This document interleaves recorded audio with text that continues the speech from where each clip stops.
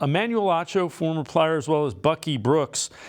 Take a look at how the Browns' offense with some new wrinkles making things difficult on defenses. This from FS1 Speak.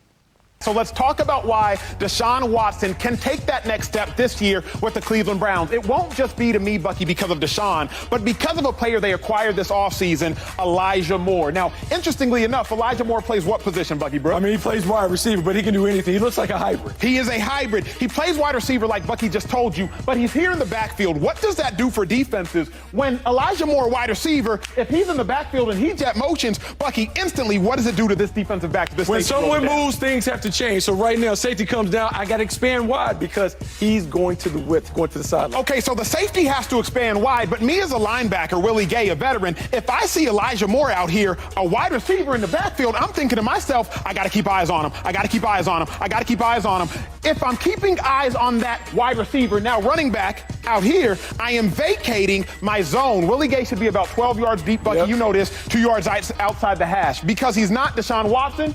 Oh, this is bang game because he's banging his head on the goalpost. This is a nice throw. It's on time.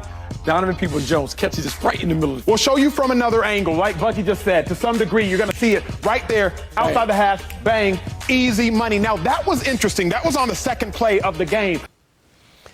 And, Jared, when you look at that, I am really anxious to see some – that's a vanilla look in a preseason game.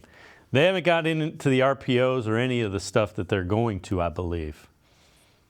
Yeah, it's really exciting to see what Elijah Moore can do to the offense. And then you add in Deshaun Watson's ability to scramble.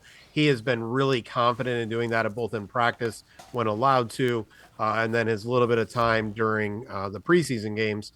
I think the Browns have such a unique way of being able to attack.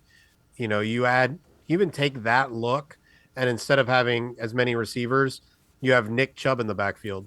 And you have Elijah Moore doing that same motion, and you have a draw play where Willie Gay has moved out of his spot.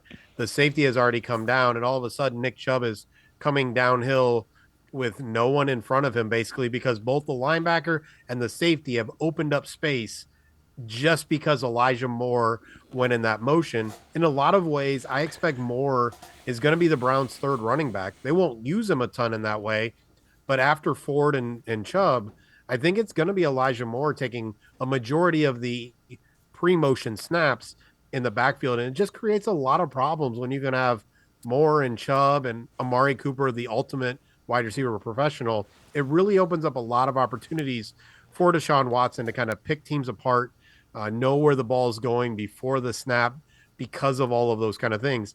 Everything we did not see last year. And like you said, then you add the RPOs into it, and all of a sudden you have an offense where defenses are guessing. And when defenses are guessing, the offense is in control. And that's exactly what I expect to see quite often in 2023.